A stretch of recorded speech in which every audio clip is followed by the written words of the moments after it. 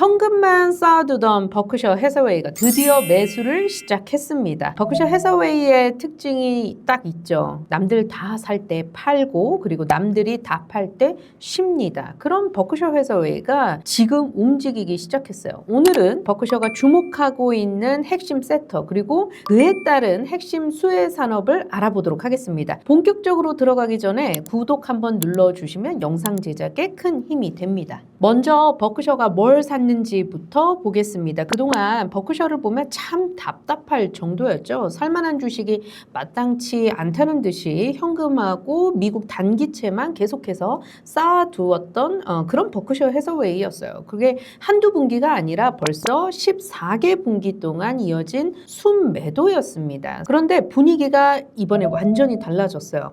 이번 분기에 버크셔가 주식 순매수로 약 198억 달러를 썼다라고 이렇게 내용이 밝혀졌는데요. 14개 분기 만에 드디어 방향이 바뀐 거라고 볼 수 있겠습니다. 그리고 그들이 매수한 목록에서 가장 눈에 띄는 종목이 하나 딱 보였어요. 구글의 모회사 알파벳입니다. 클래스 A하고 클래스 C 각각 약 50억 달러씩, 그러니까 합쳐서 약 100억 달러의 순매수를 보여준 셈이고요. 이제 알파벳 같은 경우에는 버크셔의 주요 보유 종목 5종목 안에 들어가는 그런 핵심 종목이 됐습니다. 자, 왜 하필 구글이었을까요? 물론 알파벳은 좋은 회사라는 거 우리도 다 알고 있죠. 검색 서비스 하고 있고, 그리고 지금 이 유튜브도 바로 알파벳 구글이 운영을 하고 있죠. 그리고 광고라는 막강한 현금 창출원이 있습니다. 버크셔가 평생 좋아해온 조건이 있어요. 현금이 꾸준히 들어오는 회사 정말 좋아하죠. 그런데 저는 여기서 한 발 더 들어가 보고 싶어요.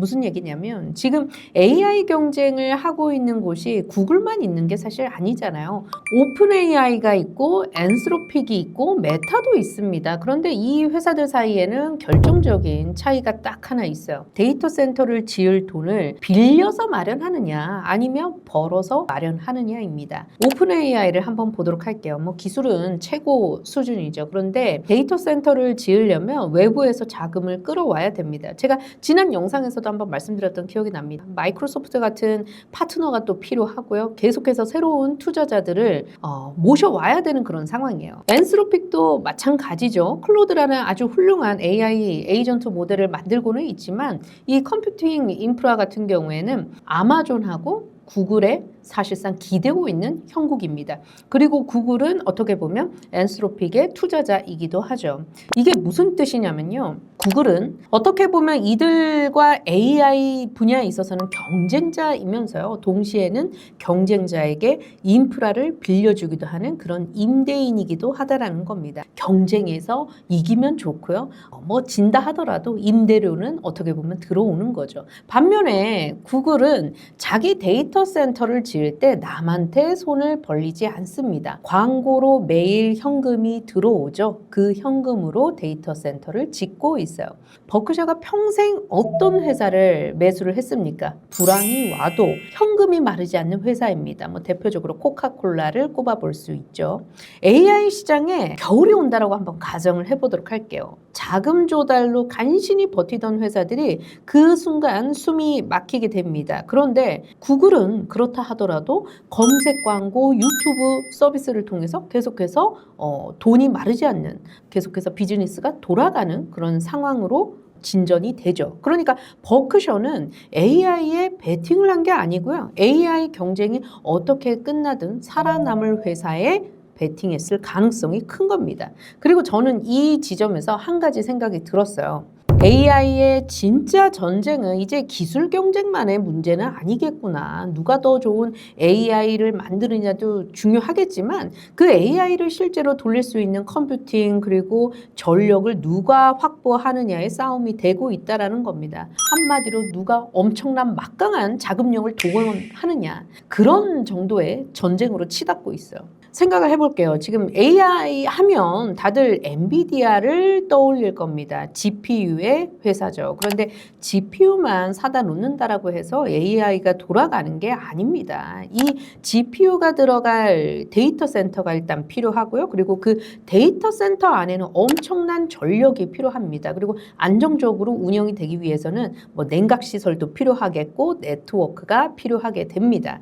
그리고 지금 그 북미에서는요, 데이터 센터 수요가 워낙 빠르게 늘다 보니까 기존 전력망이 이 속도를 못 따라가는 문제가 아주 심각한 문제로 대두되고 있어요. 송전망을 새로 깔아야 하고요. 변전소를 또 만들어야 되고 변압기 설치해야 되고 케이블도 깔아야 됩니다. 그런데 이 과정이 가장 큰 병목 중의 병목으로 우리가 분석을 하고 있어요. 특히 숙련된 전력 인력이 거의 없다시피 한 미국의 상황을 고려를 한다면 이 병목이 정말 오래 걸리겠구나 하는 건 뭐 그렇게 어려운 내용이 아닐 겁니다. 자, 데이터 센터는 지금 당장 돌리고 싶은데 전력망은 그 속도를 일단 못 따라가는 거죠. 그럼 이런 빅테크 기업들이 기다려야 됩니까?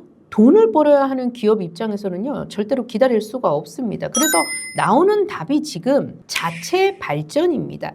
필요한 전력을 직접 만들어서 쓰는 겁니다. 누가요? AI 데이터 센터가 직접 발전을 할 수 있는 그런 시스템으로 나아가 보자라는 얘기가 나온다는 거죠. 결국 데이터 센터 공급이 늘어날수록 전력은 선택이 아니라 필수가 되게 됩니다. 자, 여기까지 들으시면 이런 생각이 드실 거예요. 그러면 그냥 뭐 전력 관련주 사면 되겠네.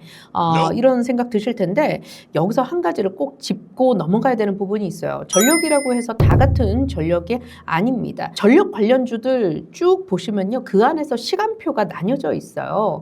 이 내용이 무슨 말이냐면 우선 송전망부터 한번 보도록 할게요. 이거는 숙련공이 너무 부족해서 정말 오래 걸린다라고 제가 말씀을 드렸었고요. 원전을 한번 보도록 할게요. 이 원전 같은 경우에는 새로 깔려면 어쨌든 부지 선정해야 되고 그 다음에 인허가 받아야 되고 나중에 더 나아가서는 연료 장전해서 시험 운전하고 상업 운전까지 이거 최소 짧게는 10년짜리 프로젝트입니다. 자, 그런데 데이터 센터는 지금 당장 돌려야 된다라고 계속해서 어필을 하고 있는 거잖아요. 내년이 아니라 심지어 올해부터 가동돼야 되는 그런 데이터 센터도 있고요. 그렇기 때문에 시간표가 안 맞는 겁니다. 여기서 시장이 나뉘는데요. 지금 당장 전기를 만들어야 되는 그런 수요가 있고 5년 뒤, 10년 뒤 시간은 걸리지만 비교적 안정적으로 대량의 전기를 공급을 해야 되는 수요가 따로 있는 겁니다. 이 둘의 답이 완전히 달라요. 그러니까 전력 관련주라는 하나의 덩어리로 보시면 안 되고요. 지금 실적이 잡히는 쪽 그리고 나중에 실적이 잡히는 쪽을 나눠서 보셔야 된다는 거죠. 이걸 안 나누면 어떤 일이 발생하냐면요. 5년 뒤에 실적이 나올 회사를 사놓고 왜 좋다는데 이번 분기에 실적이 안 나오지? 이렇게 스스로 매수를 해놓고 답답한 그런 상황에 놓이게 된다는 겁니다. 그리고 그 기간을 못 버티고 바닥권에서 주식을 팔 수밖에 없는 그런 상황도 생길 수밖에 없겠죠. 산업은 어떻게 보면 맞았는데 계좌는 오히려 그 반대 방향으로 가는 경우가 여기서 나오게 되는 거죠. 그리고 하나 더 말씀을 드려보자면요. 지금 방향이 진짜라는 근거가 어제 또 하나 또 재밌는 이유가 나왔어요. 그 근거를 뒷받침해줄 젠슨 왕이 월가에 대형 금융기관들의 어떤 수장과 한 자리에 어제 모였습니다. AI 컴퓨팅 인프라에 필요한 자금을 끌어오기 위한 어떤 그런 움직임이라고 보여지는데요. AI 기업이 왜 갑자기 월가의 은행과 손을 잡았을까요? 간단합니다. 돈이 너무 많이 들기 때문이죠. 이제 AI는요, 서버 몇 대에 놓는 사업이 아니고요. 수십조, 수백조가 들어가는 어떻게 보면 자본 집약적인 인프라 산업으로 넘어가고 있습니다. 인프라 산업의 특징이 뭡니까? 바로 오래 걸립니다. 그리고 반드시 이 전기라는 게 필수적으로 들어가게 되는 거죠. 방향은 맞는 거죠. 그런데 그 안에서 시간표를 나눠봐야 한다는 거. 이것이 오늘 제가 말씀드리고자 하는 핵심입니다. 그럼 시간표별로 한번 정리를 해보도록 할게요. 단기 시간표 안에서는 그러니까 지금 당장 필요한 전력 여기서 나오는 게 바로 가스터빈입니다. 자, 데이터 센터 인근에서요, 가스터빈으로 전력을 직접 생산하는 방식입니다. 기존 전력망 증설보다 훨씬 빠르게 대응을 할 수 있다는 게 장점이죠. 그래서 북미 데이터 센터 시장에서 가스터빈에 대한 관심이 굉장히 커지고 있고요.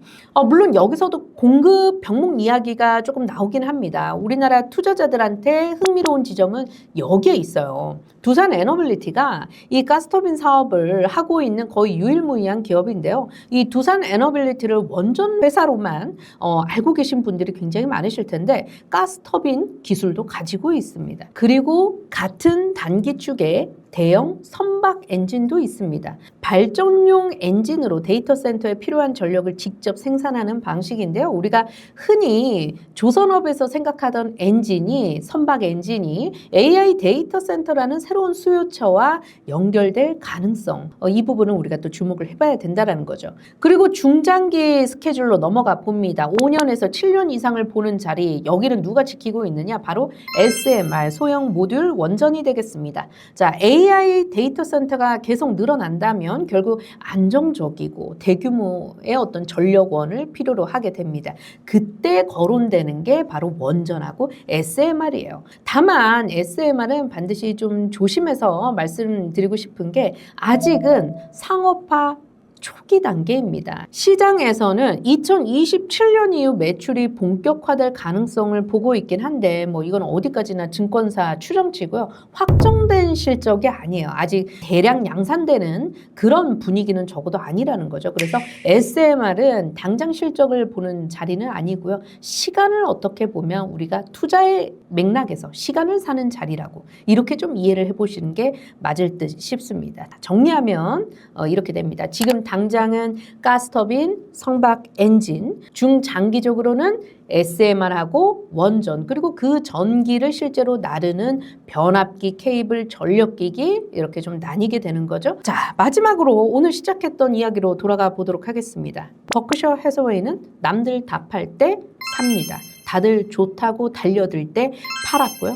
그런데 지금 시장에서 다들 뭘 보고 있습니까? GPU 보고 있었고요. 또 HBM 보고 있습니다. 반도체 보고 있고요. 그럼 우리는 한 단계 더 아래로 내려가야 되는 겁니다. 그 GPU를 돌릴 전기는 누가 공급하는가? 그 전기가 부족하면 어떻게 만들 것인가? 주가는 두 번 움직이죠. 기대감으로 한 번, 그리고 실적이 따라오면서 한 번 더 움직이게 됩니다. AI 시대의 다음 전쟁은 어쩌면 GPU가 아니라 전력에서 벌어질 수 있겠습니다. 저는 그 전력 전쟁의 수혜를 받은 한국의 숨은 기업들을 계속해서 좀 찾아보도록 하죠. 지금까지 김부장이 간다의 김부장이었습니다. 감사합니다.